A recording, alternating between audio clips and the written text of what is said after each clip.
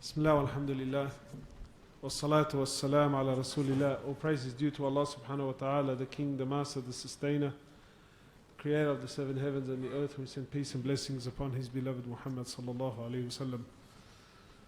SubhanAllah, I was having a conversation with the brother that's praying next to me, and I said to him that as we pray the 20 rak'at, I think about anything and everything except Allah. So he looked at me and smiled. He said, I'm going through the same thing. So, subhanAllah, we thought maybe we can touch on this. That reaching Allah subhanahu wa ta'ala, my brothers, is not an easy process. Allah subhanahu wa ta'ala has given the average human being 50, 60 years. Trust me, Allah didn't give you 50, 60 years so you can pay off a house or you can establish your business. But rather it takes 50, 60 years to purify your heart, to purify your soul, and to finally reach the levels that Allah subhanahu wa ta'ala wants. And don't let the fact that now as you're praying, the fact that you can't get attention or the fact that you don't have any concentration, don't let that be a means to turn you off. For the more you stand in dunya, the less you will stand when in front of Allah subhanahu wa ta'ala on the day of resurrection. Every moment that you do here is not wasted with Allah. Allah subhanahu wa ta'ala says, even an atom's weight of good, does not go unnoticed with Allah subhanahu wa ta'ala. And the truth is, my brothers, one of the reasons why we don't get, look, there's many reasons as to why we don't have concentration, many. But those that have devotion and concentration, this is of the highest level. Allah subhanahu wa ta'ala says, successful are those believers. قَدْ أَفْلَحَ الْمُؤْمِنُونَ الَّذِينَ هُمْ فِي صَلَاتِهِمْ خَاشِعُونَ. Successful are those believers, yani they've reached the highest of levels, those who in their prayer they have khushu'. Those that have khushu', so really you and I, that should be the aim, that should be the struggle. And it's not going to come within one Ramadan. And when you look at our lives, it's 11 months, you know as well as I do that our lifestyle and the way that we live, 11 months we're busy, distracted, this, that and the other. You standing in these prayers now, 20 rak'at, and trust me bro, I feel like they're 2 hours literally, but I feel like it's years out of my life that's being taken out. Every single night when I leave, my nafs, my shaitan tells me this is the last time I'm coming, this is the last time I'm coming. Why? Because the nafs doesn't want it, bro. The nafs doesn't want to stand here for 2 hours praying. The nafs wants to be at home, laying down on the bed, watching YouTube for 3 hours, 4 hours, wallah, with a big smile on your face. That's what the nafs wants. But not every time our nafs wants something, we give it to it. No, rather what you're doing here, this is actually struggle in the cause of Allah subhanahu wa ta'ala. We struggle and we struggle and we keep on struggling until it eventually comes.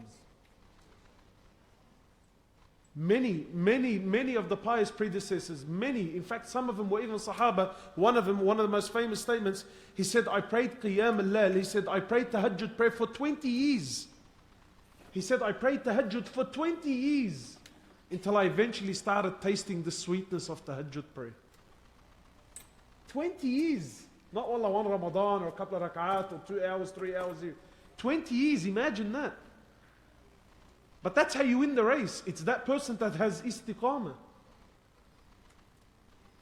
One of the companions, he came to the Prophet of Allah, he says to him, Prophet of Allah, give me advice, sallallahu alaihi wasallam. He says to him, give me advice so that after you, I never have to seek advice. He says to him, قُلْ آمَنْتُ بِاللَّهِ ثُمَّ اسْتَقِمْ. He says, say that you believe in Allah and be firm and be steadfast. Yeah, it's easy to say La ilaha illallah. Easy, trust me, it's very, very easy. To say La ilaha illallah is very easy. But to hang on to La ilaha illallah, to hang on to your prayer, to hang on to your fast, to hang on to your deen. The Prophet of Allah, he says that there will come a time in my ummah where any one of you hanging on to his deen will be like hanging on to 2 burning coals. Live coal, burning coal. So we need to push ourselves. And wallahi, no matter how difficult it is and no matter how much, know that there is success in this. There is success.